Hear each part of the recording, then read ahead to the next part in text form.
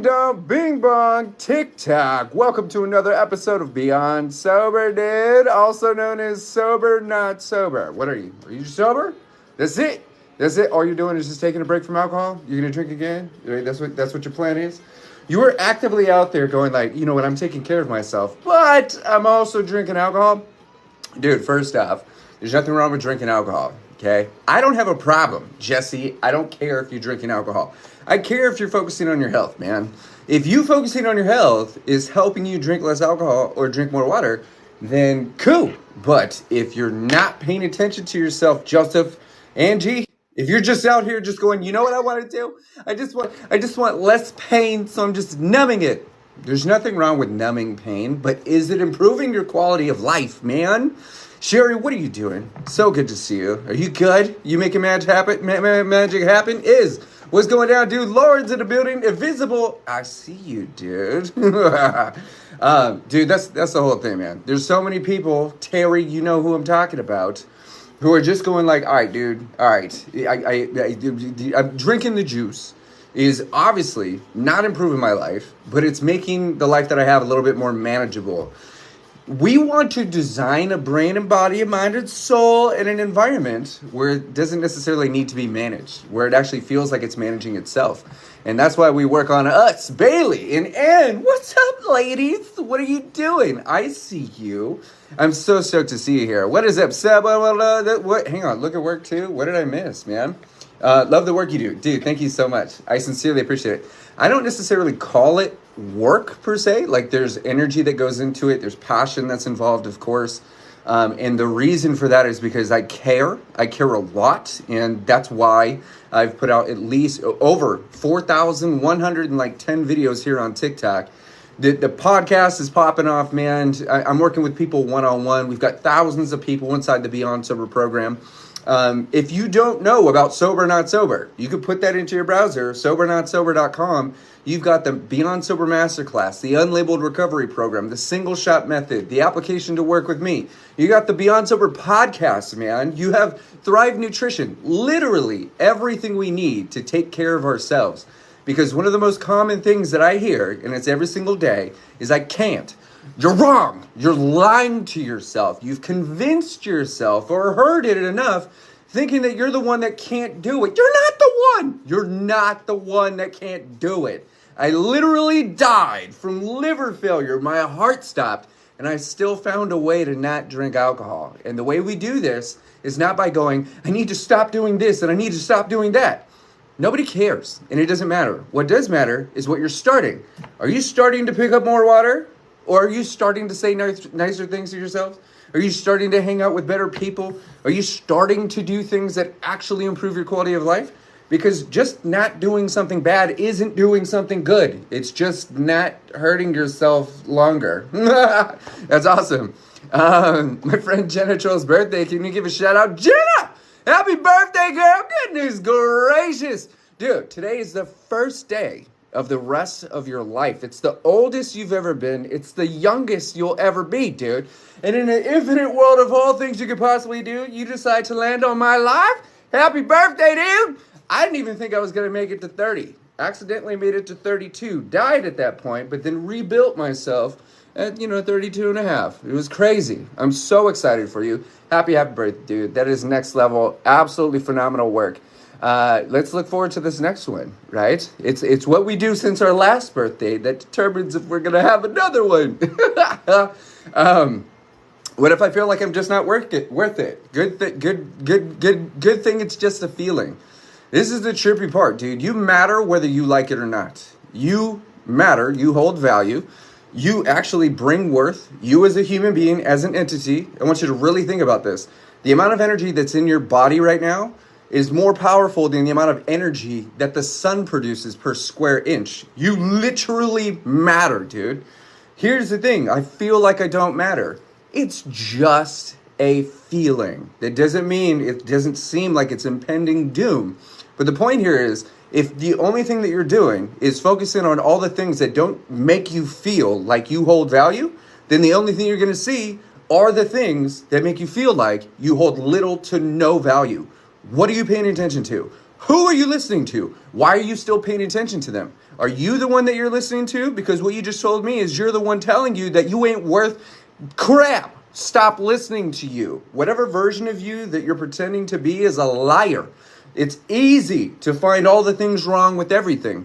It takes energy, it takes time, it takes focus to start generating a mind that only prefers to see the value in yourself and in the world. Listen to what I'm saying. The world isn't going to change. The world isn't going to become worse than you. So in contrast, you look great. When you change the way you look at things, the things you look at change. That includes your reflection, dude. You can't keep beating yourself up and hate your past in the hopes that your future is going to be different. Dude, that pain is just creating more pain. We think it's important too. We think seriously, you know what? How about I just beat myself into submission, and then with enough pain, like a diamond or like a lump of coal, I'll be squeezed into something that matters. You matter. You just got to start saying that, dude. I know it sounds dumb because you didn't generate that, but I didn't get the award and they don't like me and I'm not over here and I didn't get that promotion, but this sucks and I don't feel good and all this crap and then my job and then my friends and my kids and then shut the front door, dude. None of that matters. None of that has anything to do with value. Self-worth, dude. You determine what you're worth. I can't sit here and tell you your value because I can tell you you're worth $1 million all day, every single day. And guess what you're going to do? Nuh-uh. But I didn't. But my father. But then, what? Shut up. Shushola, bro. That's not how it works, dude. It's called self-worth. It is yours to generate. It's yours to protect. It's yours to create. It's also yours to share. No one can take your value from you, but you can give it away, Rev. You could hand it away. You could just go like, hey, dude, I felt like $1 million yesterday, but now I feel like negative 54 cents in my bank account. Dude, your worth has nothing to do with money, dude. Has everything to do with you. Are you a person? Are you doing good things? Are you taking care of yourself? Are you moving forward in life? Have you survived things that other people haven't?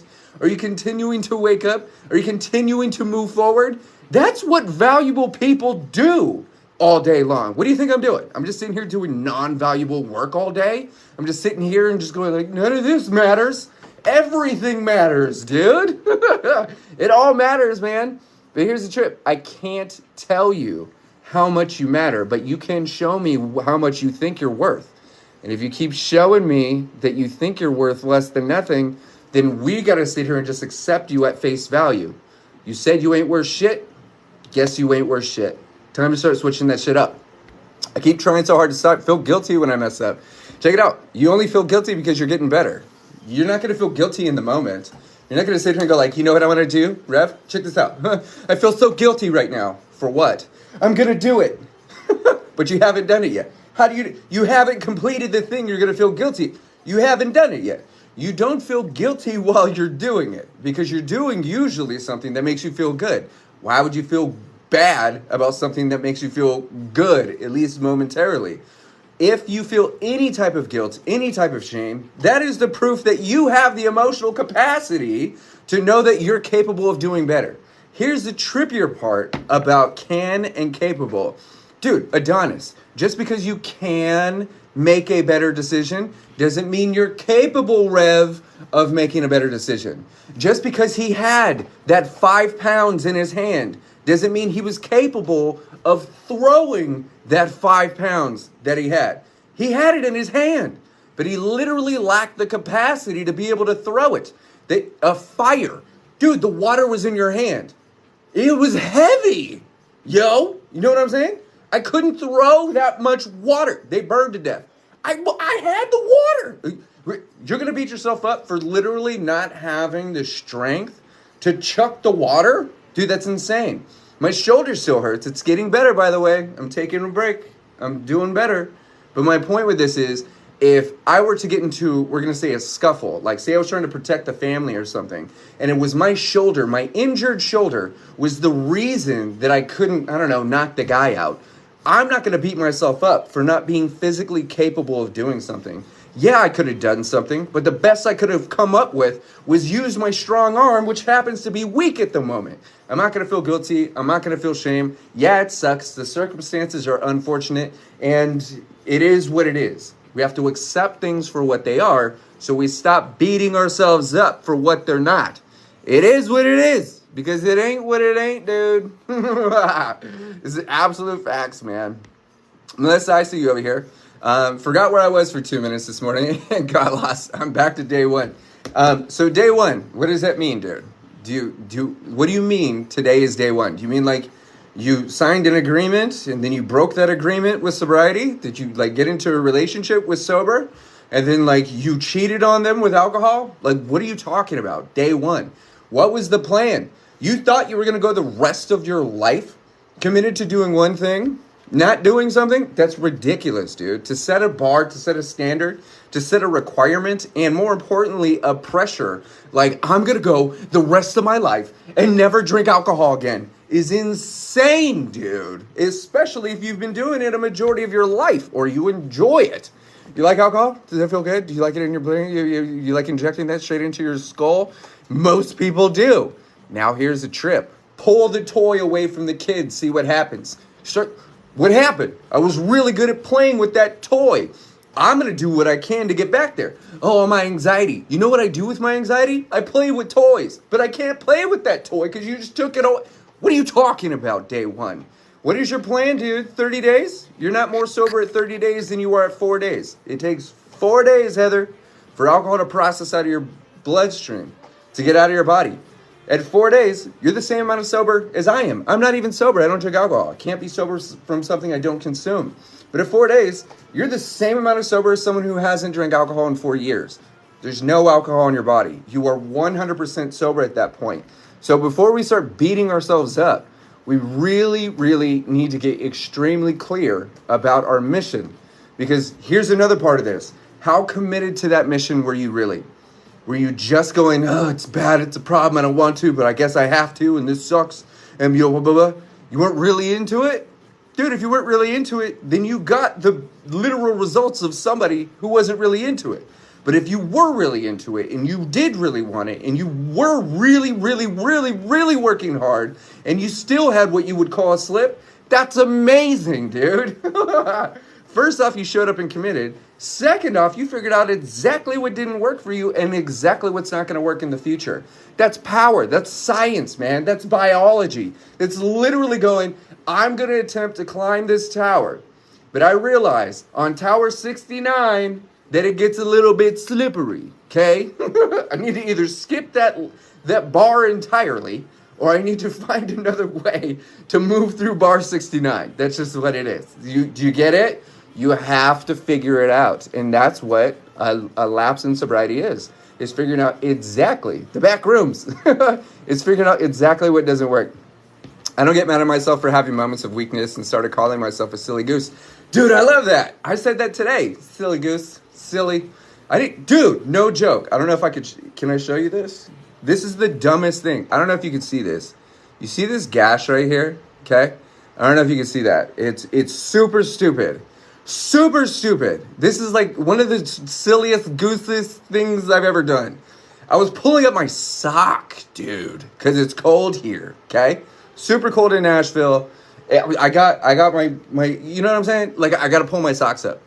My thumb, was pulling my sock, and it slipped, and my stupid thumbnail, boom, straight into my own finger, dude. Cut my finger with my thumbnail today. I don't know if that's one of the most ADHD things I've like ever done, but I'm looking at this and going like, did I really just do that? Like, you silly goose. What the? And I'm sitting here literally bleeding. I just a few minutes ago, took the Band-Aid off. That means you have healthy nails. I love that because they look like they're cracking, right? So my point with this is, we do dumb things. And then for me to like beat myself up and go like, I can't believe you cut yourself pulling your socks up. Dude, you're a human, dude. Things are going to happen, man. People do things all day, every day. And one of the things that I heard recently, and I don't think it was Goggins, maybe it was Goggins, but he's absolutely true, and it's just obvious. Nobody has everything together, dude. Some people have hidden their crap from other people better, but nobody is like flying high, yo, and Rev. Nobody is like fat grape.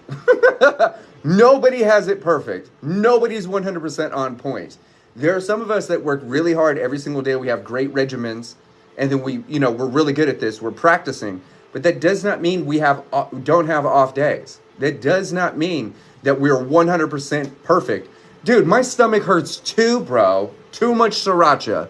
They didn't even respond back to me. Oh, that didn't work, right? I have content not going anywhere, dude. People like, what's going on, right? I have all kinds of life things happening, dude. Life is constantly happening, and it's constantly happening to everybody. So we have to realize that as humans, we are more similar than we are different, dude. So to feel guilty and feel shame and feel all this crap, dude, do you know how many people did the exact same thing that you just did on the world? Dude, it's bananas. Day one is getting better than day none. I'm determined to keep, trying? So check it out.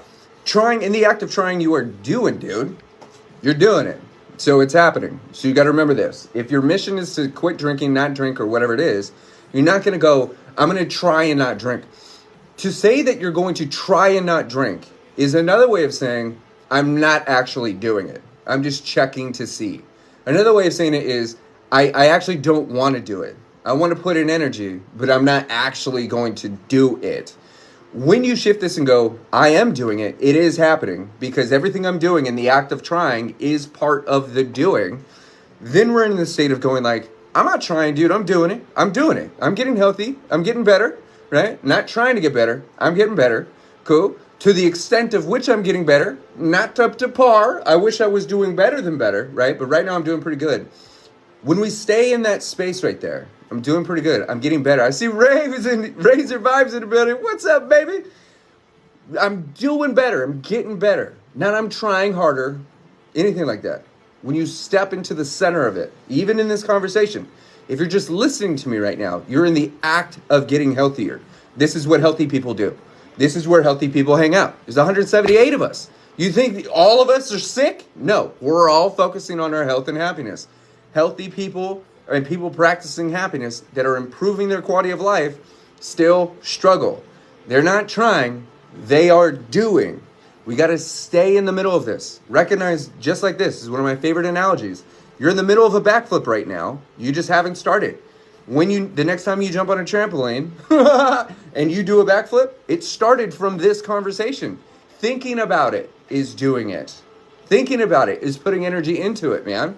You're literally talking about how to manifest. This is so cool. Dude, Rev, I've manifested absolutely everything I've ever wanted in my entire life. I meditate 45 minutes a day, operate from a core vibration.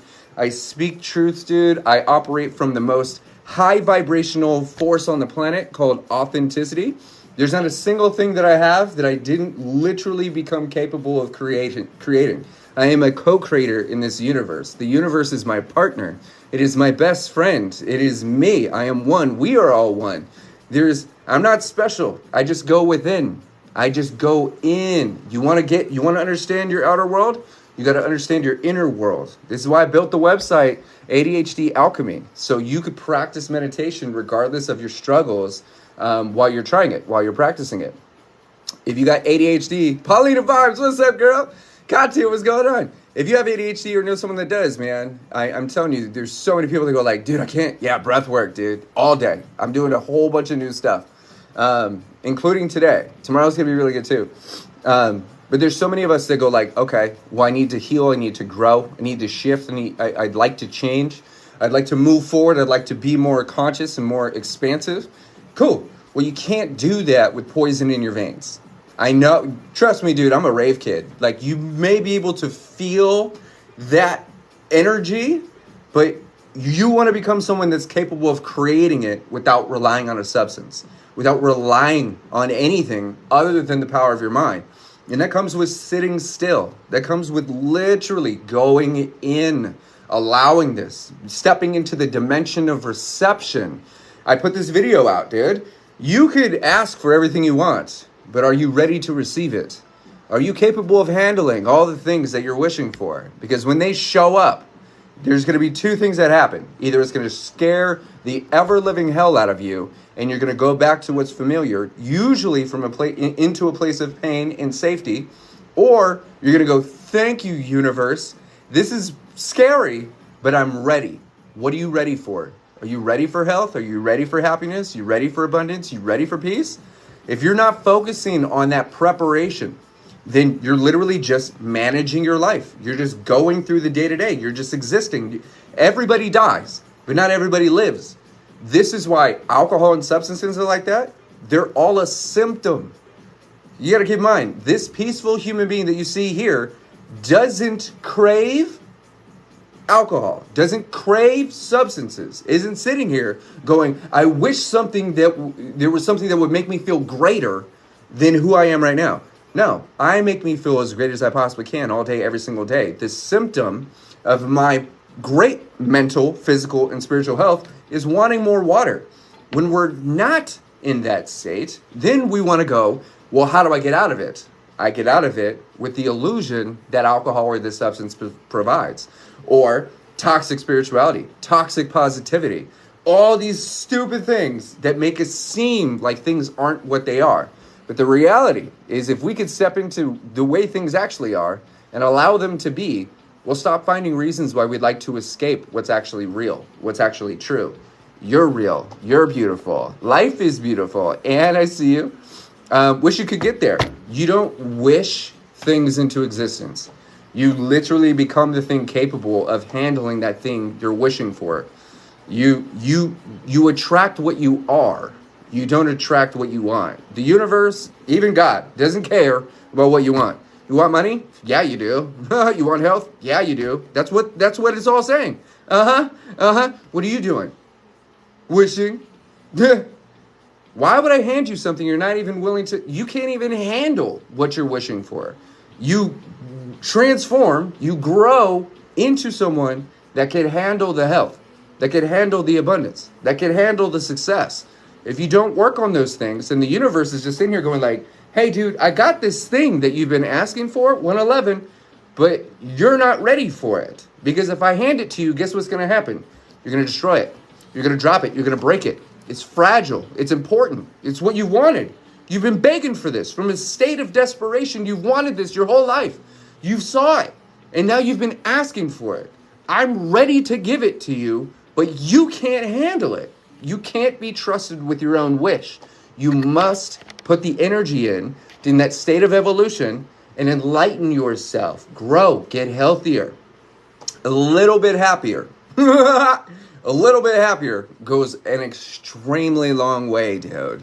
An extremely long way. And I handed you very inspiring. I appreciate you. Thank you.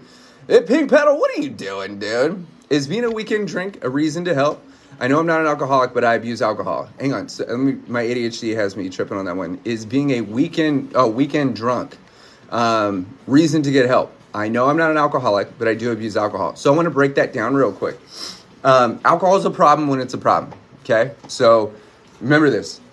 You abusing alcohol is self-sabotage. That is just abuse. That's just what it is.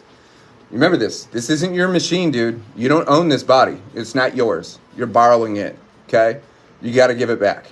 Now, what you're doing to something that you don't own is you're literally setting it on fire from the inside out every day. Just because you can handle it, just because it operates like a tank, doesn't mean you're not causing injuries. It can handle an immense amount. Trust me, dude, I've been dead. I ran it to the ground, all the way to my heart stopped, liver failed, spleen exploding, all this stuff. All the crazy stuff. My point with this, dude, is alcohol abuse is self-abuse. Alcohol is not abusing you, dude. You're abusing yourself with alcohol. The only time we do that is when we don't feel worthy of real pleasure. Alcohol provides the illusion of pleasure by removing our awareness to how bad things feel. It doesn't make things better. It doesn't make you happy. It doesn't make you more peaceful. It doesn't make you a better person. It just removes your attention from how bad you feel. Because of the beautiful effects that alcohol provides, what's left when it does that is you feeling like you're a better person, like you're happier, like you're in pleasure, like life is worth living, like you got all these things. But the reality with it is it's also shrinking your brain. It's also destroying your esophagus. It's also rotting your stomach. It is also creating brain fog. It is a carcinogen that causes 7 types of cancer. Alcohol on its own, as an individual substance, is attempting to cause you cancer. That's what a carcinogen does. It has the actual chemical capacity to disrupt your biochemical sequences in such a way that you actually start to develop cancer. Not only that, but alcohol also is destroying your immune system, okay? Guess what your immune system fights off? Cancer cells.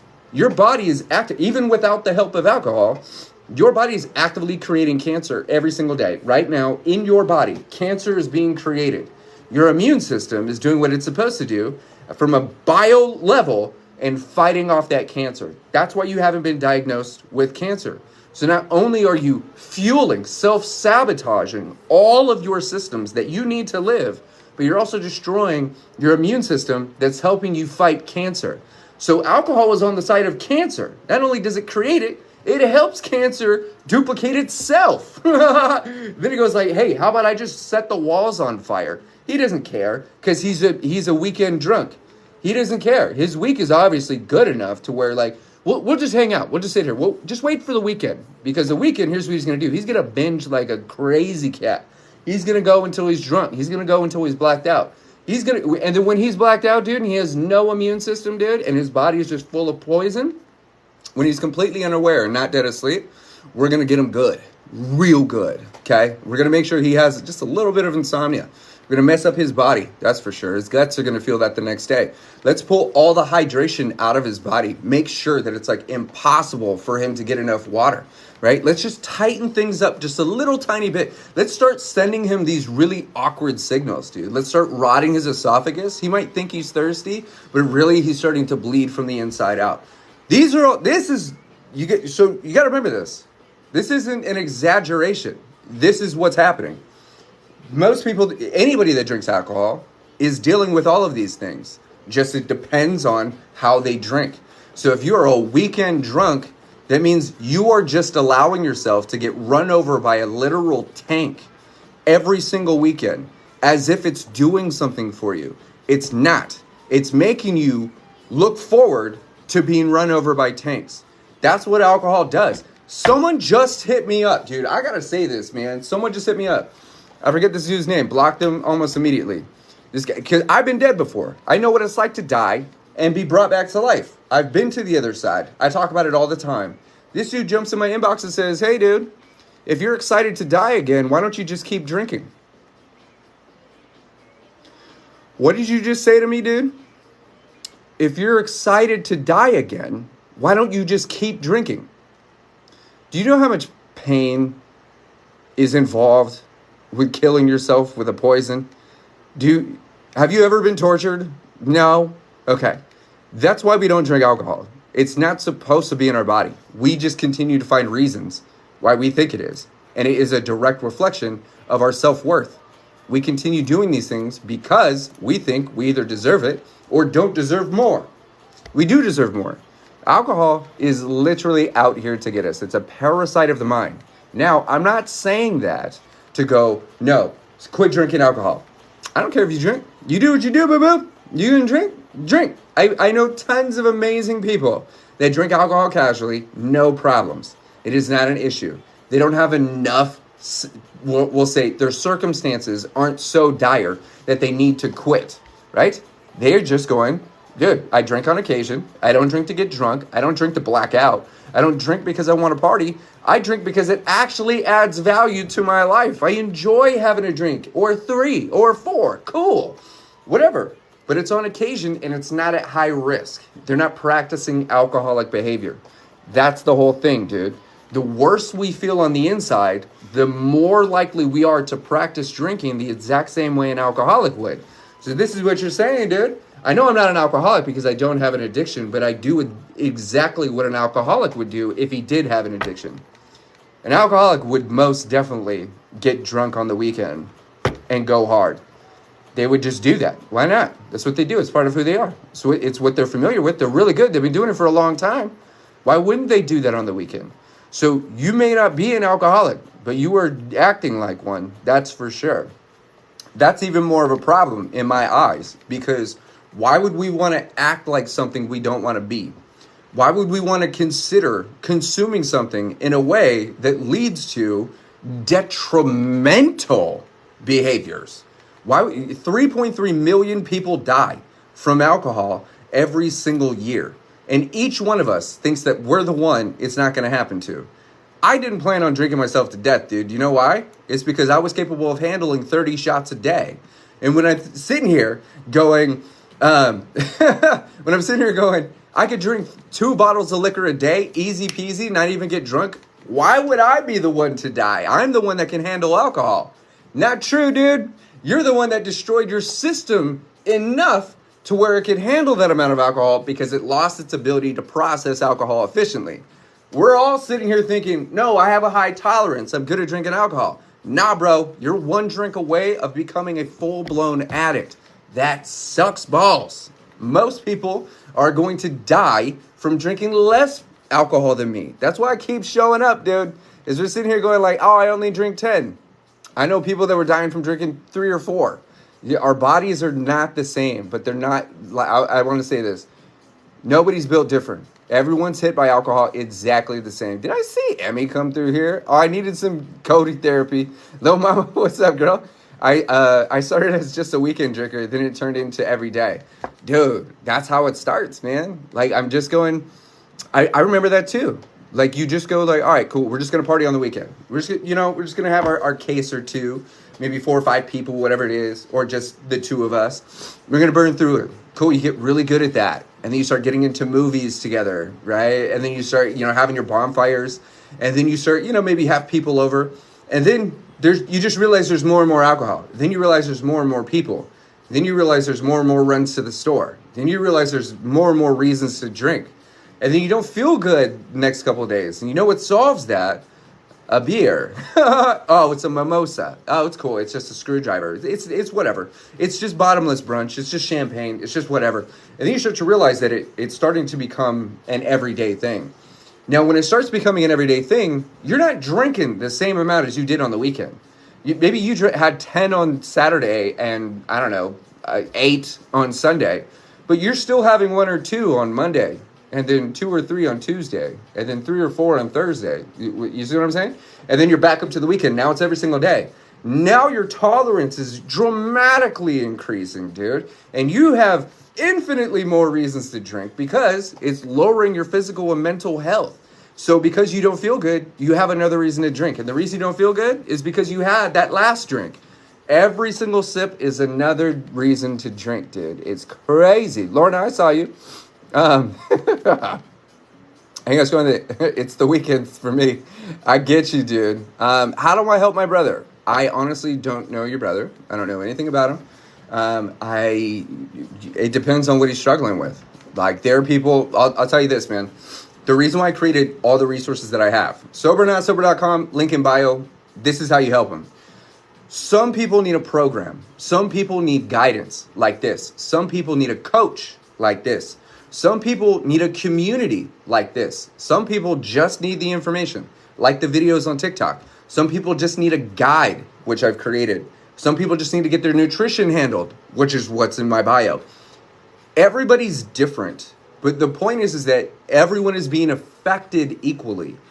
You're in pain, you're in pain, you're in pain, you're in pain. You don't like this, you also don't like this. None of them like this. And what is the source of all this, Caitlin? It's the alcohol, okay? So just removing the alcohol doesn't change anybody as a person. Caitlin, Tina, when you stop drinking, guess who you become? Exactly who you are. Who you think you are. That's the reason you go back to drinking. Is because you go back to a version of you that still prefers the sauce, man. So this is where the evolution comes in. There's a lot of people that go through the program and go like, dude, I didn't even know that sentence was even a thing. But that one sentence in module 1, radical acceptance, literally shifted my perspectives to such a degree that I just stopped drinking.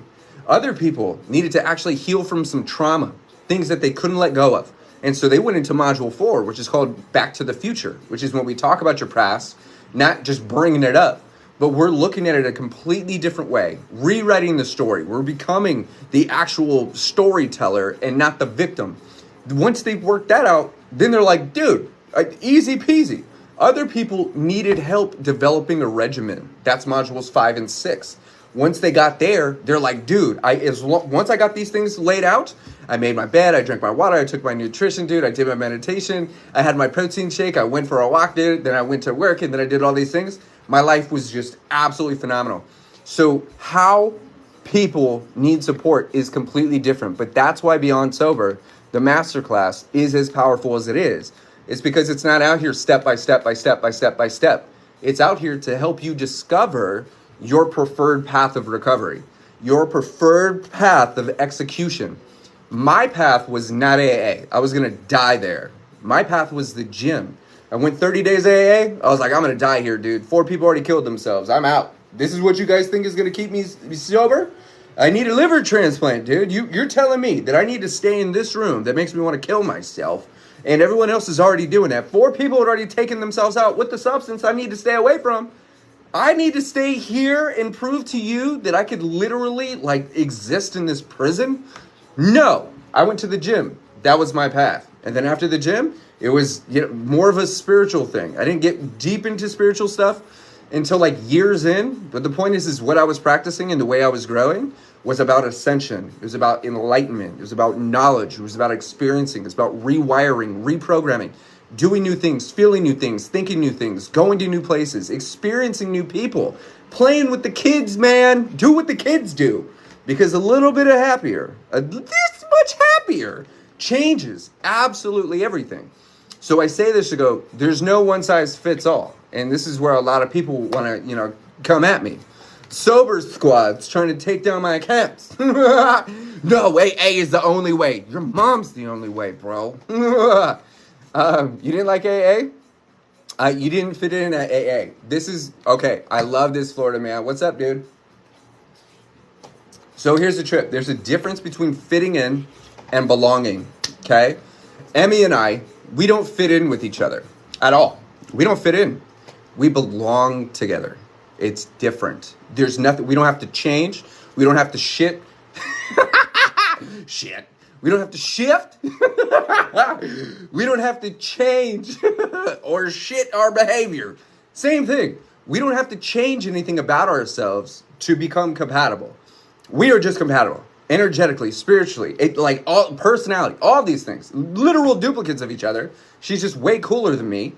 We belong together. There is nothing that needs to be altered in order for us to make sense. It's puzzle piece, dude. Then there's fitting in. You want to come in AA? You got to take that hat off, bro. You can't wear that in AA. You can't, hood. You can't wear your logo in here, bro. No, you need to take your earrings out. How about fuck you? Absolutely not. There's no way that I'm going to be less of who I am. That's insane. That's the opposite. Excuse my language, by the way. I'm passionate about these things. We don't want to fit in. And that's one of the things that AA needs us to do. It needs us to fit into a specific mold so the program works. Listen to what I'm saying. The very first thing when it comes to it is they need you to first off identify as something that you're probably not. You're not an alcoholic. You party on the weekends. You don't need to go to AA because you like to get drunk. It's a problem because it's a problem. But you having to identify to fit in as an alcoholic around other people who also had to raise their hand and fit in as an alcoholic, that's molding. That's manipulation. That's coercion. That's indoctrination. That's fitting in. So this is the same reason why I left. I was like, I'm not joining your cult, bro. I'm wearing both my hats all the time. I don't want to hold your hand. I don't want to recite your book. Okay? I don't want to know you. I also don't want to hear about your stories. None of these things here are going to help me. I know this for a fact. But if I wanted them to help me, then I would have had to fit in. And trust me, I tried to fit in, dude. I tried to do these things. I went there and I was like, just ignore the people dying around me. Ignore the stories. Ignore that stuff. Ignore your yellow skin, bro. Fit in. You could do this. Hold their hand. Try it. Just recite you guys are a joke. You're all a joke. This whole thing is a sham, bro. Absolutely not. I know for a fact I'm not going to live if I stay here. I'm leaving. And I left.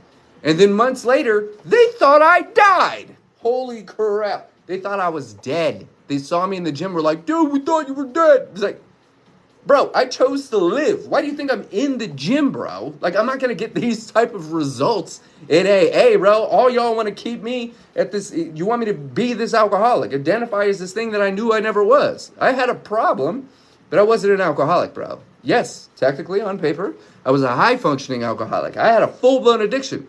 But in my heart of hearts, this is who I was trying to reach. This guy is not an alcoholic. He just went through a ridiculous amount of circumstances that made alcohol the escape. His circumstances led him to choose to survive. His weapon of choice? Tequila. Vodka. That's how he survived. The unfortunate part about that person having to survive and choosing tequila is being an alcoholic for a while until he literally died. Literally died. Crazy stuff. So fitting in is not what we want to do in life at all, dude. Tiara, 16 days, 100. Oh, dude, I'm so stoked for you. So you're, what is that, 12? You're 12 days alcohol-free. So what that means is the first 4 days was alcohol processing out of your body. You and I are the exact same amount of sober if you want to look at it that way. There's also zero amount of alcohol in my body too. Dude, you can't get more sober than sober, dude. That's why the program is called Beyond Sober. I don't just want you to be sober. Who cares? Life sucks when you're sober, because when you're sober, you're struggling. If you're in between drinks and you had to find yourself in a state of sobriety, you're still trying to figure it out. You're still finding reasons why maybe just you could have just one. Sober is the act of saying no. So you're in a habitual state of negativity. I can't have it. If I do this, this bad thing happens. I'm not allowed. Blah, blah, blah. Negative. That's what sobriety is. Recovery is yes to everything else. Dude, I love my water. I got so much water, dude. I got water up the wazoo. I pay hundreds of dollars for water. Dude, my health is way back, dude. I say yes to the gym, yes to walks, yes to good thoughts, yes to good people, yes to good things, concepts, ideas, yes to good places, yes to good experiences. I'm not just saying no to alcohol. Dude, I'm not sober, bro. I don't have a problem. I'm way beyond sober. I'm saying yes. Alcohol is one thing. One thing. Life is everything else. And because I choose to recover every day, not because I have a problem, but because I continue creating issues like the one in my shoulder, recover and enjoy life as it is, instead of needing to escape life from the way I perceived it negatively, if that makes sense. I'm drinking now and you're ignoring me. That's interesting, dude. Does that hurt you, little tiny little booty hole? Does that upset? You could have said anything, but you decided to say that. Is your butt okay? You butt hurt? You butt hurt? You don't like being ignored? I didn't even know you existed until you were crying. That's crazy. Have you thought about speaking in schools? Every single day. I get that all the time. There's a lot of people that go like, dude, you need to come to the prisons. You need to come to the schools. One of the next programs I'll be releasing, I've been meaning to do it. Got to find the time. It's probably going to be next year. Is releasing Beyond Sober for Kids, and it's not necessarily the masterclass on how to get sober, but it's going to be more along the lines of kids who are struggling with drugs in the house, parents, siblings, family members, of course, friends, things like that. People who have really were raised the way that I was. Where they don't necessarily have a place to turn to, and they need someone to connect with, right? Abby, what's up, baby? So from that place, it takes time, it takes energy, it takes focus, it takes design, and there's a lot of people who have been like, hey, dude, we got to get the book out. We got to get this out. We just got the bot out, right? So there's actually a Beyond Sober app. Unfortunately, it's built on ChatGPT. So because it's one of the most powerful bots on the planet in regards to sobriety, literally built on the backbone of the entire masterclass. Every word, every thought, every concept, every video, every audio, everything. This bot is literally everything that I know, everything I think, everything I preach, everything I share, everything I've said. It is in there. It even talks to you exactly the way that I would talk to you. I'll be like, what's up, bro? You can't be doing that, dude. Drink water. It is super, duper, duper powerful. I'll release it publicly soon.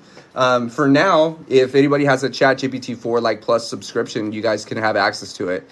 But that's where I'm going with these things, is creating apps and creating systems so we all have access to it. Not something stupid, not a 1, 2, 3 countdown, need to take a breath, not some basic meditation stuff. I'm talking about a bot, an actual app that speaks to you, that learns you, that has conversations with you, that interacts with you, that answers you in the exact same way that I would respond, with the exact same knowledge that I have. That's how powerful this bot is, dude. It is next level. I'm super duper excited. So anyone with a ChatGPT Plus subscription, which is like $20, if you have one, just let me know and you have access to the bot. It's super duper powerful. But yeah, there's a lot more things like that on the way. I'm super duper stoked. You want to try that? Dude, let me know. So then I can talk to you. Is that what you're saying? Yeah, Brock. So basically what it's saying is, I want you to think about the way that I communicate right here. And I've trained this bot on my voice. I've trained it on my delivery. I've trained it with like my swag. I've trained it in the way that I phrase things. And I've also trained it with a ton of the videos, actually all of the videos from inside the program itself. So everything that this bot says to you is exactly what I would say to you if you and I were in the same room together. Super sick, dude. How do you get one? I'm computer illiterate. Do me a favor. God is good. Send me a message. Hit me up on TikTok. Be like, hey, give me that bot, dude. And I'll send you a link to it. And then all you have to do, click that link or put that link in your browser, and it will send you to a website, and then it'll ask you to sign in. You can sign in with like Google or whatever you want, and then you have access to it. You could literally just speak to it in the same way. I even have it like set up to go like, hey man, I'm craving alcohol. Like you could straight up speak to it. Hey bro, I'm craving alcohol, man. I don't know what's going on. I'll be like, hey dude, you're doing great. What I want you to do is grab your water right now. I want you to take a sip of that, man, because it's the elixir of survivors, man. It's the nectar of life. We're going to start training your brain to expect water every time you think about alcohol. Let's go ahead and do that now, man. And then you can go and continue interacting with it. You can say anything. Hey, I like your 2 hats, bro. You can say anything you want. And it's me responding back to you. And I'm basically in your pocket. But more importantly, one of the main reasons why I designed it is because I get thousands of messages. And usually they're the same. But then I get really large messages from people who just have like lots and lots and lots of trauma, lots of circumstances. And instead of waiting for me to respond to an email, they could literally chat with the bot that's trained within my own mind. So it's literally like having direct access to me 24/7. Super sick. Everything that I recommend. And then also for people who are in the program, I reference specific modules. So say, for example, you're talking about regimen. You could talk to it and say like, hey, dude, you mentioned something about regimen. Where can I go? What's a good video? It'll say, hey, well, check it out, man. I love this. A regimen's going to help you do this, that, and the other. You're going to find that in module 4, module 5. If you're struggling with this, look at video 2. If you want to start something like this, check out video 5. Tig, thank you so much. Tig old biddies. I appreciate you, dude. And it will actually send you a link back to log into the program, and it will guide you around the whole thing. It's super duper powerful, dude. And that's something that everybody inside the Beyond Sober program has. And you have that for life, dude. It's public and it's powerful. So if you're interested, do me a favor. Either send me a message or hit the link in my bio, dude. Be like, send me the bot. There's like a message right there. Just send me the bot. And I'll make sure that you get a copy of it, dude. I'd love for you to play with it. I'd love for you to help me build it and get better. That way I could go like, all right, let me start coding different things that I wanted to do based on your references. Sparkling water does help a lot, dude. I just got into, what is it called? Liquid Death. Super good. Convicted Melon and the peach one are my best. Long Hauler, what's up, dude? What are you doing? Wish I could have replied to you yesterday. Did you send me a message? I've replied to everybody that sent me a message, dude. Like, I have 0 notifications. So I say this to go, either you didn't send me a message or you didn't get the response. Because if you send me something, that's what I do all morning, is I'm going through all the emails, all the text messages, all of the app notifications, and I'm actively responding, dude, all the time. If you're not getting it, dude, I don't know what to tell you. Survivor guilt, that's a big one, dude. But it also depends on, like, what you're surviving. I'll say this, dude. Life happens. Being the one that survives, you got to remember this, dude. That's a blessing. just because you were the one to survive. Keep in mind, dude, I know what this feels like. 3.3 million people die every single year from alcohol. $260 billion in damage is caused by alcohol every year. People overdosing, all kinds of stuff. Why am I the one that lived? I died. My heart stopped. My liver failed. All the things. I went through all the things. Why is it that everything unfolded perfectly for me, and the next day, someone else died? And the next day, 3 more people died. And another 100 people. All from the same thing that killed me. I'm not special. So survival guilt, bro, you transmute that. You don't sit here and go like, why me? You go, thank goodness it was me. Because I can handle this. Also military, I get you, bro. I understand 100%.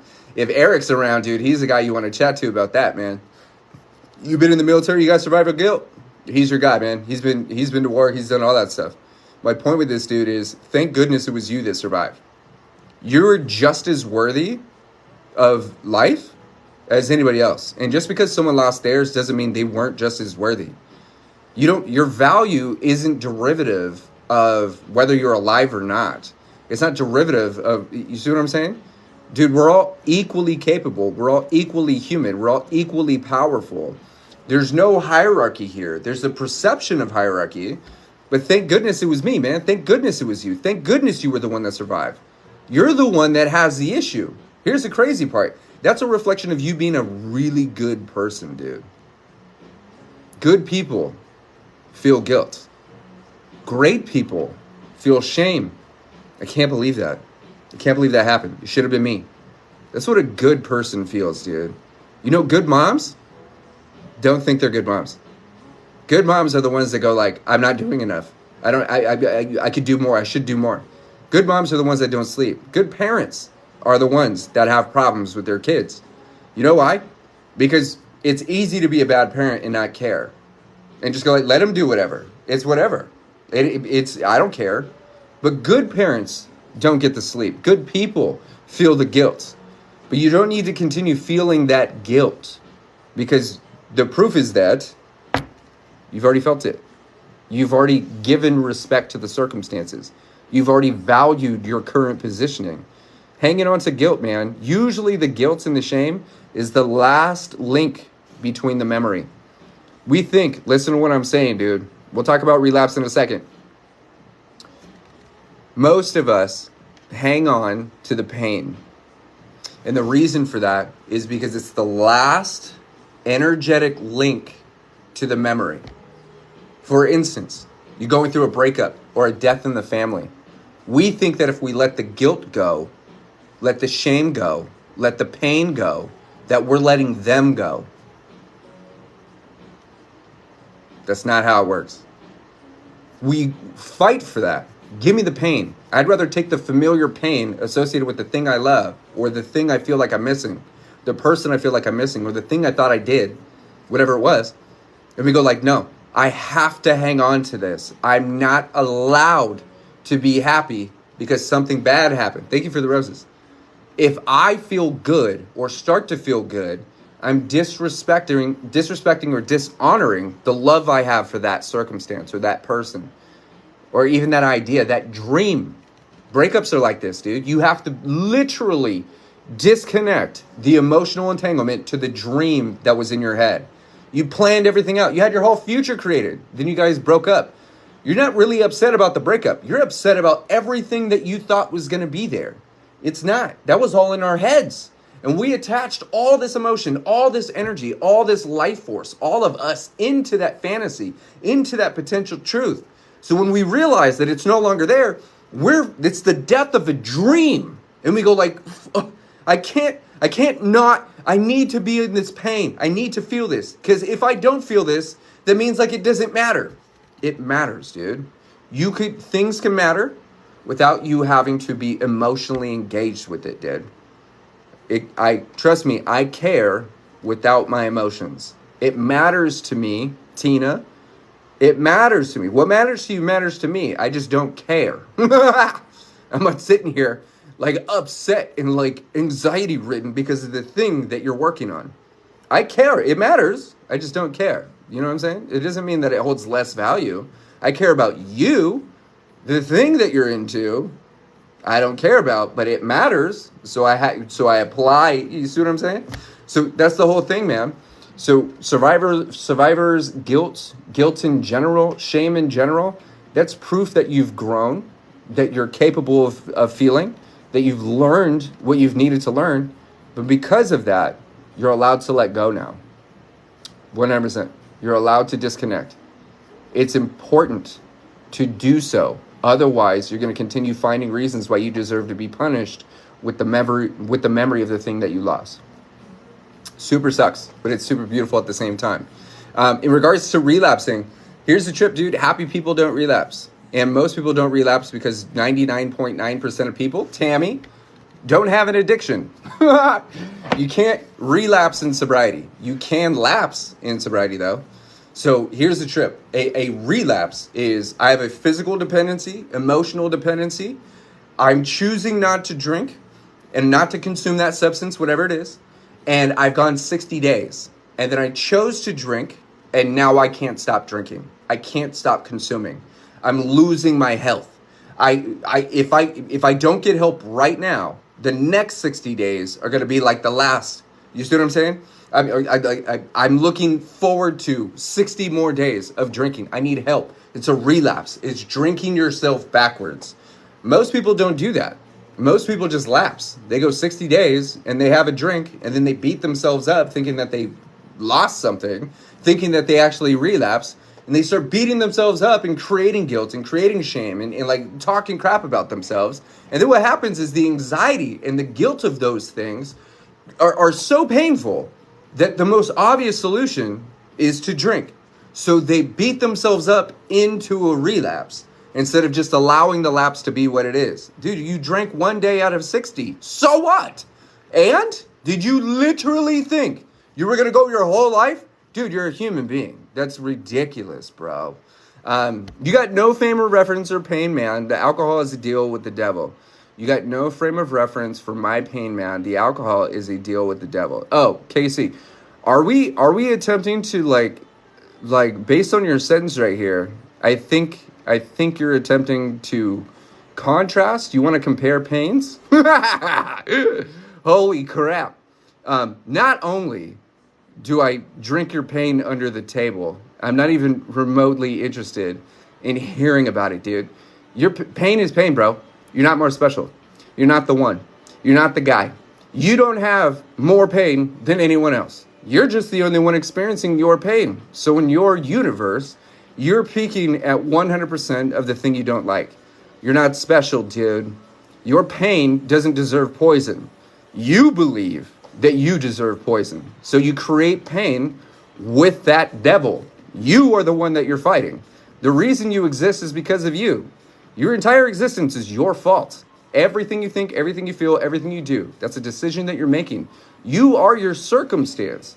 But to sit here and victimize yourself and go, you have no idea what I've been through. Bro, I don't need to know what you've been through. I need to know what I've been through. And what I've been through, most people wouldn't even want to read about in books. They make movies about this stuff, dude. I just happened to survive it. I just happened to find an extra hat and have the confidence to continue showing up and showing people that they're not the special one that can't do it. Why do you think I created the programs? Why do you think I created 2 of the most powerful sobriety and recovery programs on planet Earth, dude? It's because people continue saying, you don't know. You're wrong. You have no idea. You barely even understand yourself. You can't understand yourself for 2 reasons. You're in so much pain, you're completely deluded to what's actually in front of you. And then the other part of that is the alcohol, which you call the devil, is actively distracting you. It's actively putting you in this centrifugal state of illusion. You can't see it. And I don't expect you to see it. It doesn't matter. The point is, if it doesn't matter how bad you need it if you don't want it, dude. You're not the one. I'm not the one. I don't have children. I don't need to have children. I see where you're going with this, though. I've been a very proud stepdad to numerous kids, and it's been beautiful. And unfortunately, I've had to lose 6 of them. 5 kids that were going to be in my life for the rest of my life. No longer here. And it sucks. So you don't know what it's like to watch one die slow. I know what it's like to literally die slow. I also know what it's like to have other people watch me die slow. I also have had enough experience to speak to many people, work one-on-one with many people who have lost children. Here's the trip. Here's the crazy thing. You seriously think that drinking is how you value losing a child? That's the type of person that you want to be? So if they were to still be here, what you're saying is you'd be the same person. This is who you'd want them to see, the person in pain, the person drinking, the person not willing to do the work, the person that wants to continue victimizing themselves. You're either going to use that pain that millions and millions and millions and millions and millions and millions and millions and millions and millions and millions and millions of people have and are going to experience to punish yourself as if you're the only one capable of handling that pain, or you're going to use that to become the strongest version of yourself and give yourself permission to grow from a circumstance that you were gifted. Most people aren't going to feel what you felt, which means you have so much more power at your fingertips that most of us won't. You're going to disrespect that power, that gift? Keep doing what you do. That's great. If it continues dunking your cookie, we'll bring you the milk. But the point is that your pain changes nothing. You're either going to use it to grow or you're going to use it to bury yourself. But you don't grow in the pain. You grow with the pain. But you can't keep creating more of it and expect some pleasure and peace to happen. That's not how it works. You can't hate yourself into a better past, but you can love yourself into a better future. Your pain is beautiful. Pain is how we move. Pain is the reason we get up. If it wasn't for pain, we would do nothing. We would do nothing. Pain is one of the most potent and powerful forces on earth. That's why it exists. You think you're not supposed to be in pain? You're ridiculous. You are 100% supposed to feel that pain because it's meant to move you. Get out of there. Stop doing what you're doing. If it's creating pain, stop doing it. But I can't. You're wrong. You've convinced yourself. But I don't want to. I believe that. But I don't have what it takes. Wrong. It's link in bio. I don't know where to go. Yes, you do.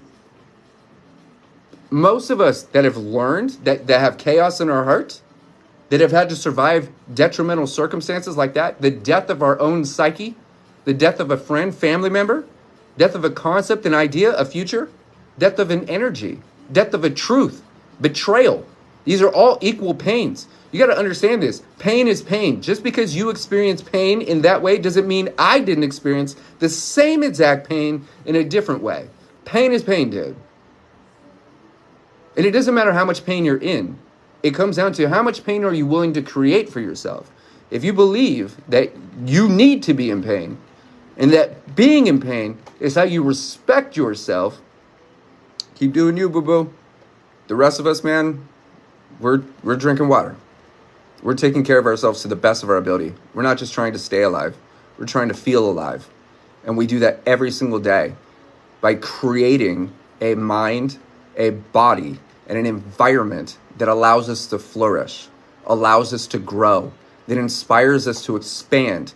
We continue struggling forward. We're not interested in staking ourselves in place. We're not going to sit here and just take it. We've taken everything. That's why we don't do that anymore. We're in a state of reception. We're ready to receive. We are ready to allow. We are ready to create. And that's what we do every single day. We're all equally capable of this stuff. And if anyone is struggling, hoorah! I've laid down the pathway, dude. I've done it. And I've helped thousands of other people do it too. I work with people every single day. Endless testimonials, dude. People going like, dude, thank you for this. Thank you for doing it. Thank you for surviving. Thank you for showing up. Thank you for creating the program. Thank you for sharing your knowledge, dude. Thank you for doing what you do. Thank you for the podcast, man. Thank you for the reminder. Dude, we got this. But we can't grow if we continue struggling in place, dude. We got to work together, man. We got to expand. We have to be interested in that state of expansion. Just a massive thank you. Hang on. Just a massive thank you. And we are all capable. I can't believe I see life so differently. Donkey, right? The world changes when you do. When you change the way you look at things, the things you look at change, man. Like, that's the whole thing. We have to really, really, really, really understand this. Just because you believe it doesn't mean it's true. A belief and a truth are not the same. You could believe all that you want. And the reason we have a belief is because there's a possibility of it not being true. Like this microphone. There's a possibility that this microphone is red and there's a filter on this screen that's making it look black. Total. Whatever you want. You want to think that this mic is red and that I'm using a filter? Cool, that's a belief. It's not true. It's not true. I don't know how I'm going to prove it to you, but the point is that it's not. This is a black microphone. It is what it is. You don't need to have a belief because it is true. It is true that this microphone is black. It's in front of my face. I'm using it. That's what it is. Our beliefs are our torture mechanisms, dude. You can defend all the beliefs that you want, and you're going to do that because you created them. You were the one that designed it. It was your circumstances, your environments, your thoughts, feelings, actions, ideas. It was all of those memories, all of those dreams that you had that created this specific line of thinking. This is how it is. This is what life is. Life is pain. Life is this. Life is that. And then you operate as if it were true, even though it's not.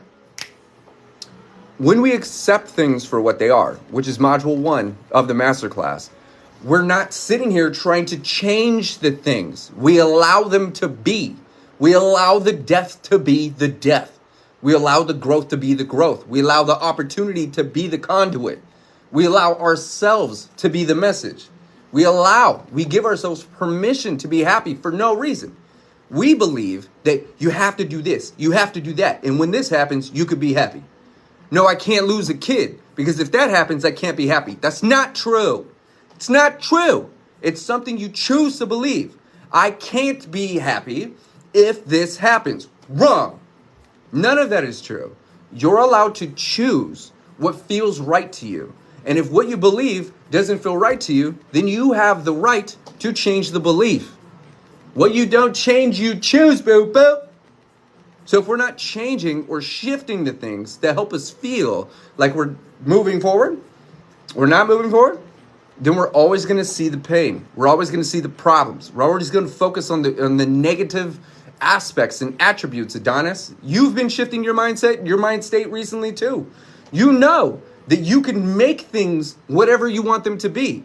You're allowed to believe whatever you want. But why on earth would you believe things that make you miserable?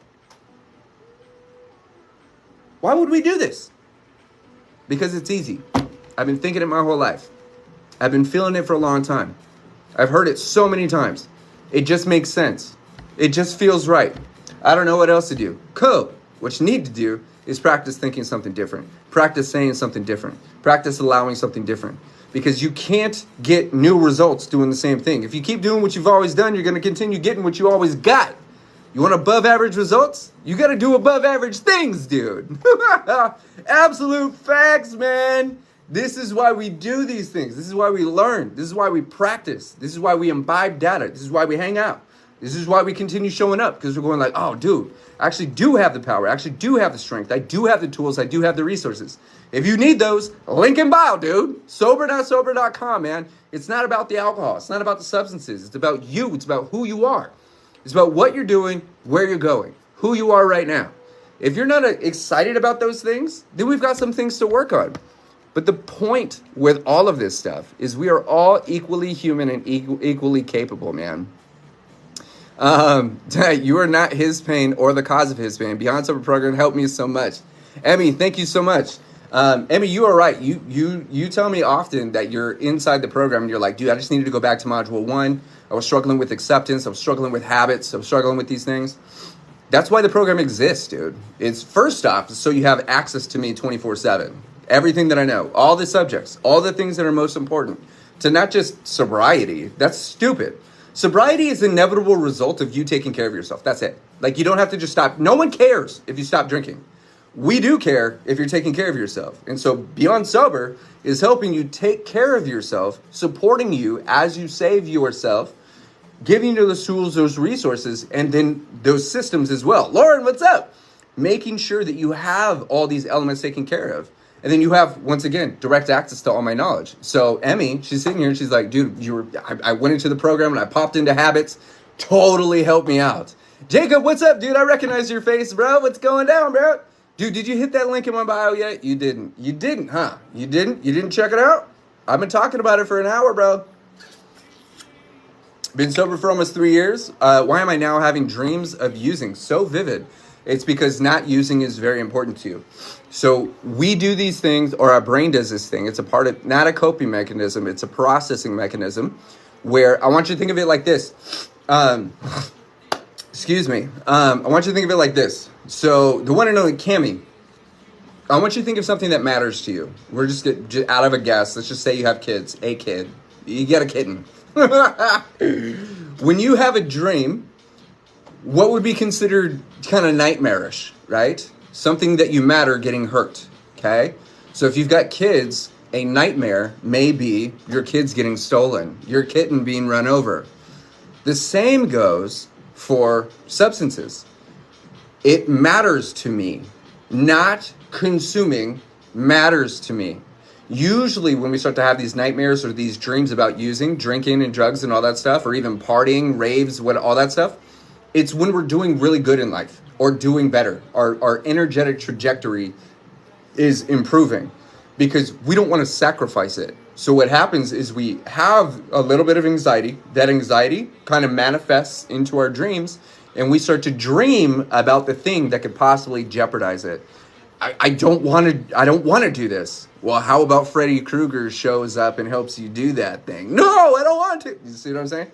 So it's not about you craving, you wanting, you actually desiring it. Because the point here is, it's one thing if you're sitting here going like, oh, that was a really good dream.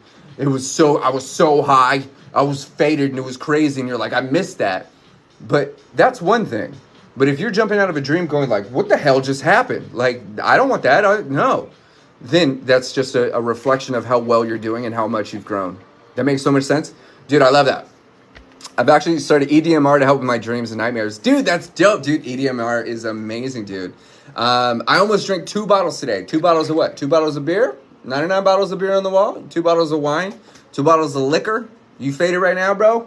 Like, what do you mean 2 bottles? Like, I got shampoo bottles. I can fill that up with water. I say I drank 2 bottles. Need full sentence, dude, because I honestly don't know what you're referencing, man. Not true. Just say no to alcohol. It depends on who you are. If you haven't worked through, keep in mind, alcohol is a problem when it's a problem. There's no reason for it to be in our body. It's a poison, it's a carcinogen, it's a disinfectant. It is not supposed to be in our systems in any way whatsoever. We just continue making it taste better. That's it. And then we continue finding reasons why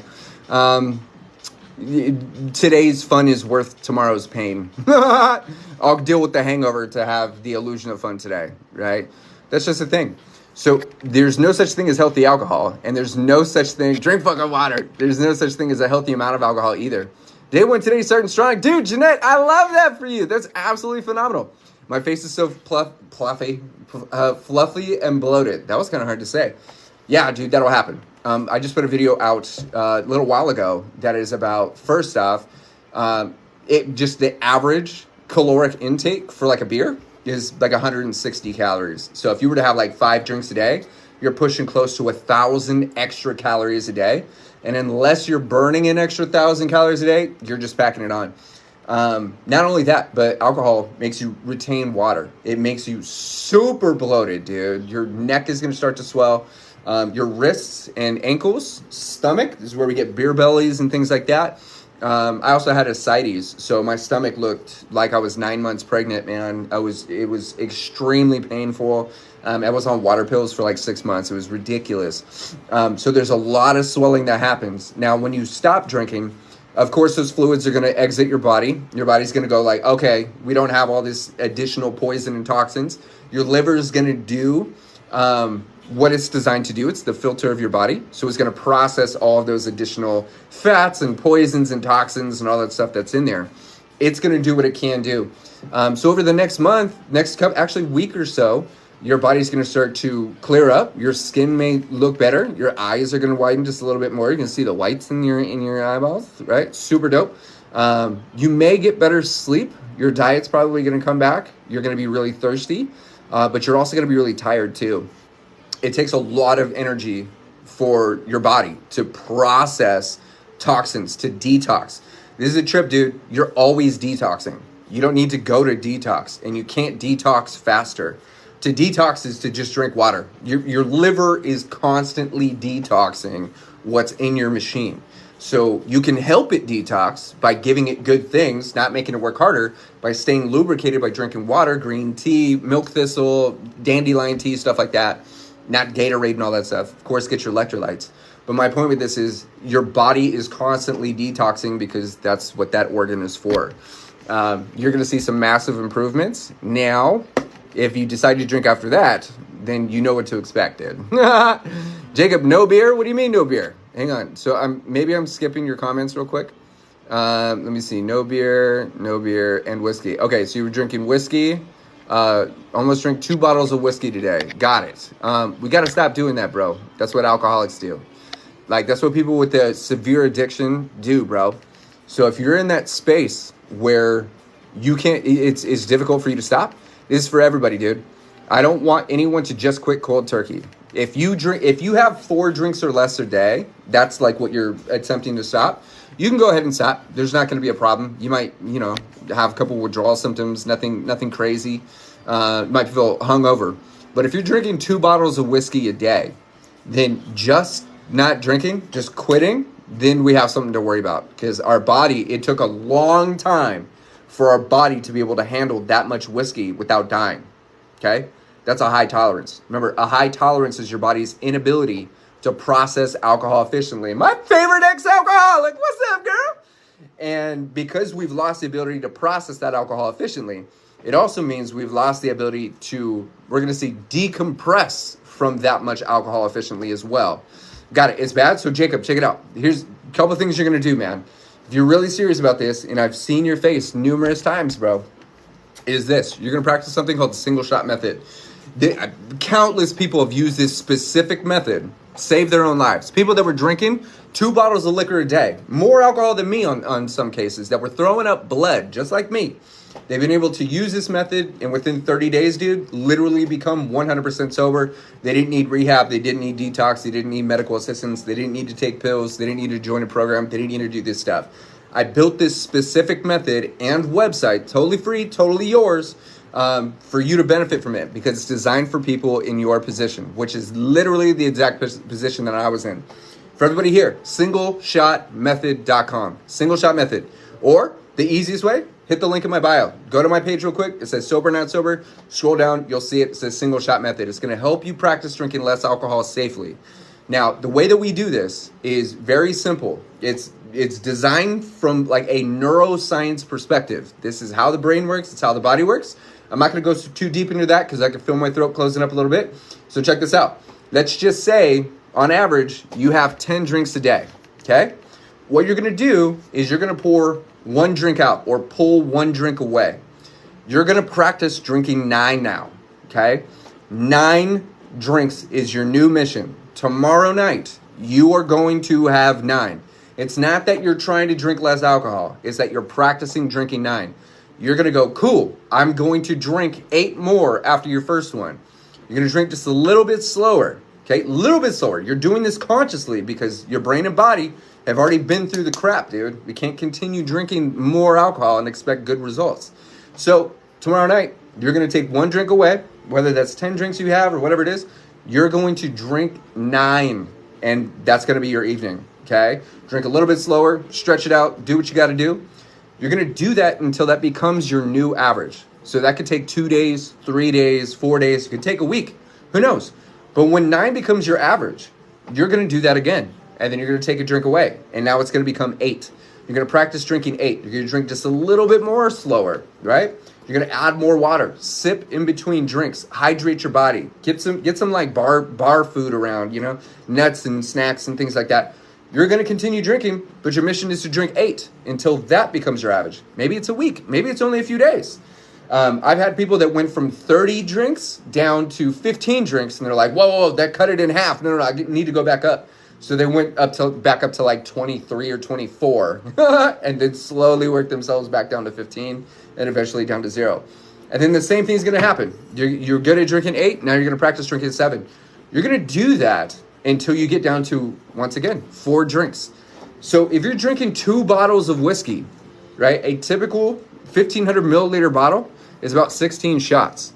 Okay. When I say that I was drinking 2 bottles of liquor before I died, I was taking 30 shots. More than that, I was drinking 2 bottles of vodka, same amount of milliliters, okay? So that's 3,000 milliliters of liquor every single day just to stay alive, okay? So in your case, brother, if you're drinking exactly that, you said almost 2 bottles. So we're just going to say you're having 25 shots, okay? You're going to practice drinking 24, 23 shots, and you're going to do that. That's a bottle and a half. If that's your average, dude, you're going to do a bottle and a half tomorrow, okay? It's going to take a little bit, but it's better than quitting cold turkey. 50 shots, man. 50. So look, 50 shots is, okay, so now we're going to do, for you, bro, we would do like 45, 46. Whatever number sits well with you, man. If you're doing 50 drinks or 50 shots a night, I mean, that's a high tolerance, dude. A lot of people, I know dudes that'll drink a gallon of whiskey a night, dude. Big dudes handling an entire gallon. Absolutely insane stuff, dude. So here's what's up. I can't even tell you the amount of people that are in my inbox and are going to continue showing up that have practiced doing exactly what I'm talking about and got their life on track. When you get down, dude, when you're getting down to a bottle, you're going to feel real good. When you get down to nothing, you're going to feel phenomenal.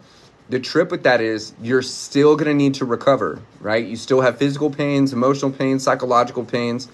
That's why you continue drinking. It's not just an addiction. It's not just a bad habit. There's reasons that you're continuing to drink.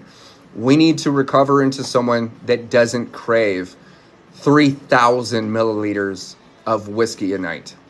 Just because you're good at not drinking doesn't mean you don't want to drink it. You want to become somebody that is not just good at saying no to liquor, but is great at saying yes to life, saying yes to water. Those are the things that actually improve our quality of life, man. The happier we are, the healthier we are, the better we feel, the better we're going to do, and the greater a life we're going to create. But we cannot expect that by just getting sober, dude. And we listen to this, dude. Sobriety doesn't guarantee anything.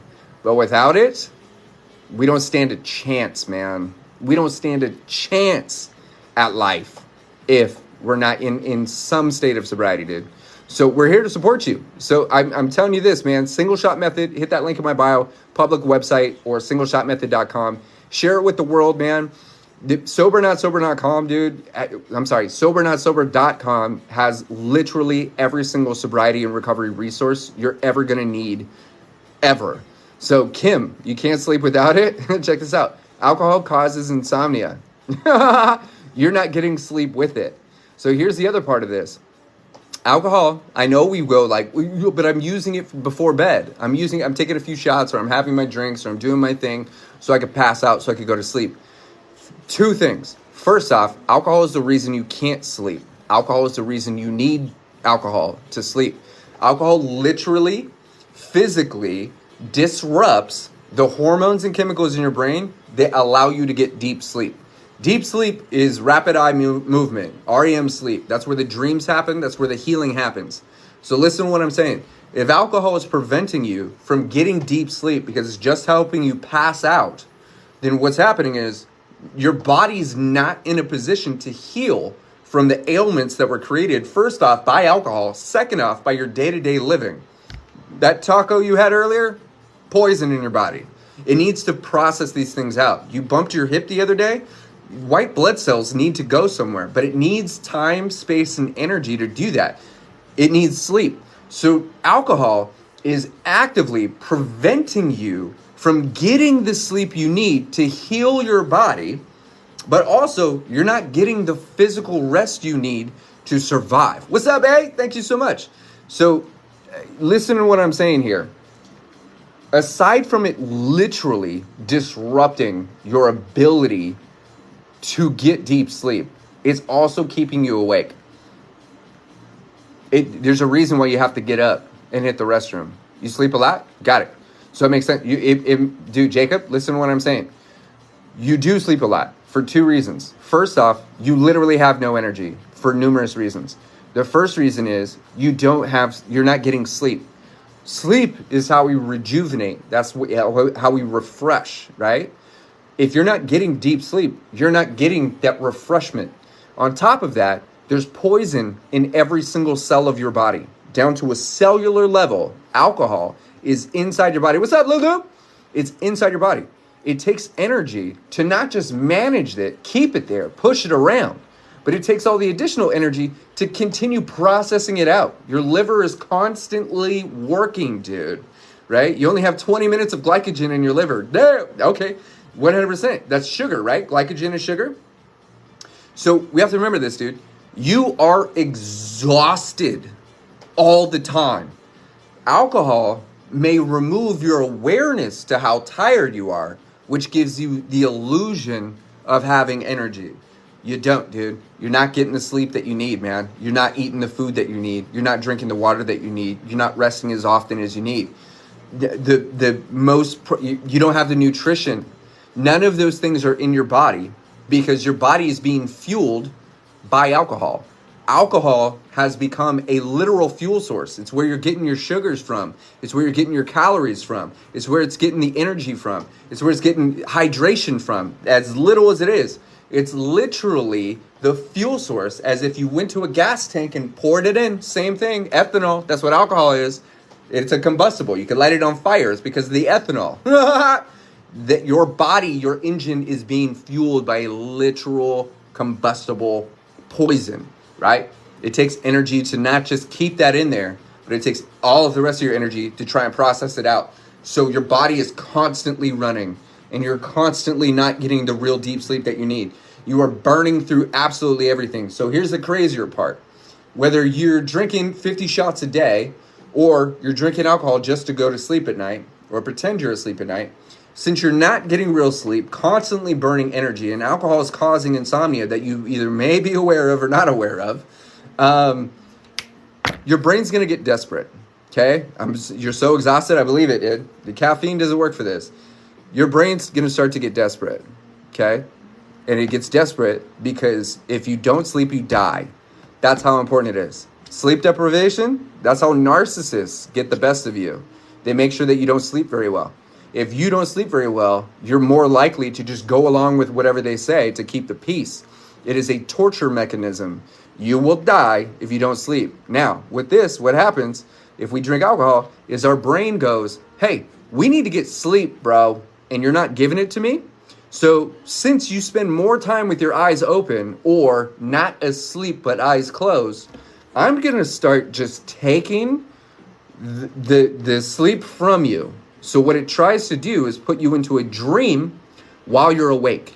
This is called DTs, also known as delirium tremens. This is when you start to see demons. You start to see dead bodies. You start to see bugs, see insects, feel them. Your whole body becomes this foggy type dream. This is because your brain is going, we need sleep, and you're not giving it to me. I'm going to take it. And the way I'm going to do that is by attempting to make you basically dream while you're awake. This is when it's bad. You have that, bro? It's bad. You see what I'm saying? Dude, I had all that until I died, bro. Every night. I get you, bro. Listen to what I'm saying. You can't keep doing what you're doing. It only gets worse. Technically, you're drinking more alcohol than I did, right? That's insane. I did that for 2.5 years, of course. But DTs, is altered mental status. Anne is a nurse, just so you guys know. She's one of the best on the planet. She knows what she's talking about, dude. And she works directly with people who have been through that or who are going through that. I've personally worked with nurses and technicians that work with people who are dying from liver failure. People who, like, literal techs that are preparing bodies for liver transplants from cirrhosis or for cirrhosis patients. They are struggling with drinking a bottle of Jack Daniel a night. Alcohol doesn't discriminate, dude. You can't win this battle by drinking more of it. And one of the things, bro, like here's the thing. The ailments that you have are not solved by drinking more alcohol. They are caused by drinking the alcohol. Solving the problem with the problem isn't solving the problem at all, because that's just continuing the cycle. I did exactly that. I don't want to feel the withdrawal, so I'll just keep drinking.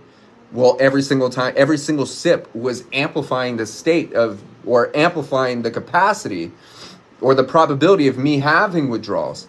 And I did this for years until the withdrawals literally stopped my heart, dude. Throwing up blood. Dude, 4 hospitals, surgery, like the whole deal, man. Randy, dude, you quit? That's incredible, man. So, why do I feel like I don't have fun if I don't drink? Really great question, Brandon. It's because you're not a fun person. Sorry, dude. That's what it is. I'm not laughing at you, bro. It is true, though. You're the most boring person you know. And it's not because you want to be. It's because you're not practicing being an entertaining person. Look, this microphone isn't funny. I am not funny. I am not entertaining. I'm just some dude with 2 hats. If you enjoy hanging out with me, guess whose fault that is? That's your fault. You are making me something worth having in your life, okay? This microphone is now a rocket ship. Woohoo! Woohoo! Right? Yeah, to the moon. I practice not being the most boring person I know, okay? You got to go play with toys, dude. Climb a tree, man. Go find a pig. Find a cow. Push it over. Do things. You got to act like a kid. So a couple different reasons for this. First off, you think you're not allowed to have fun. You think you have to, like, earn joy? What are you talking about? You have to practice creating happiness. You have to practice generating it. It's not showing up, dude. I say this all the time. Just because the circus is in town just doesn't mean you're entertained. Are you not entertained? You're the reason you're not entertained. It's not the comedian that's not funny. Not for you. You don't feel like laughing. If you've been drinking alcohol for a long time, you literally have been destroying your brain to such a degree that it is literally feeling impossible for life to be joyful. Your dopamine is depleted, bro. When you drink alcohol, it releases dopamine. Oh, yeah, bro. I could do this all day, right? You're flooding your brain with oxytocin, endorphins, dude, like serotonin, dopamine. All these like really amazing chemicals flood your brain. And then your body basically goes like, hey, where's that thing that floods our brain with the thing we want?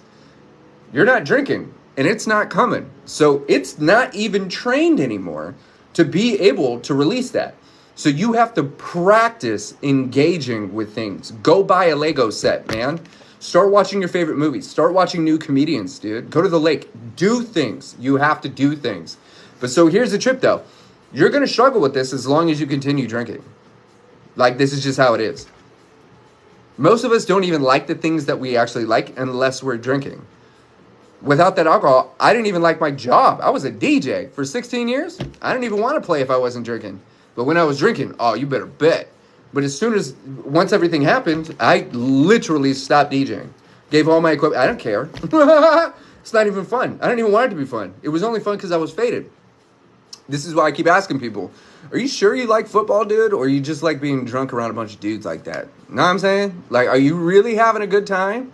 That's for you? Are you sure it's not just the alcohol? Like, you don't have to like it. It's not, like, objectively fun, right? So, we have to practice being an entertaining person. How do I do this safely? Do what safely? Why does this take so long to connect to our brains? I read books daily and also listen to it. It's hard. So with your brain, here's the trip before I got to roll out. 202, I love those mirror numbers. 22, 202, love it. It takes between 54 and 56 repetitions of something specifically that you're practicing before it becomes a part of who you actually are.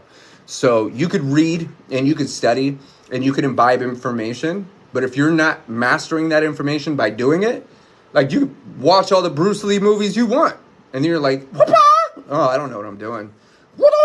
You're like, I got the noise down, but Am I, you know what I'm saying? You have to do it. Like, you can't just take it in. Watching it isn't doing it. Reading it isn't doing it. Practicing it is doing it. This is the whole thing. I had to stop taking in information and start using the information I had before it all sank in. Understanding it isn't knowing it. Knowing it isn't mastering it. So you may have all of the data and you may have all the concepts and you may have tried a few of the things, but you haven't actually, Jacob, thank you so much. You haven't actually mastered it or started a practice of mastery yet. So until you start doing that, actually putting these things into action, like drinking more water, thinking better thoughts, feeling different feelings, or allowing these things through, drinking one less, Jacob, until you start practicing these things, you're going to feel like you're not going anywhere. It's going to suck. It does suck. It's supposed to suck. And anything worth having, it's worth sucking on. Not literally, unless, you know what I'm saying? With that said, dude, my throat is closing up. I am out of water. I've got one sip left in here, and I still got to make dinner. Jacob, you're going to go to the link in my bio. You're going to look for the single shot method.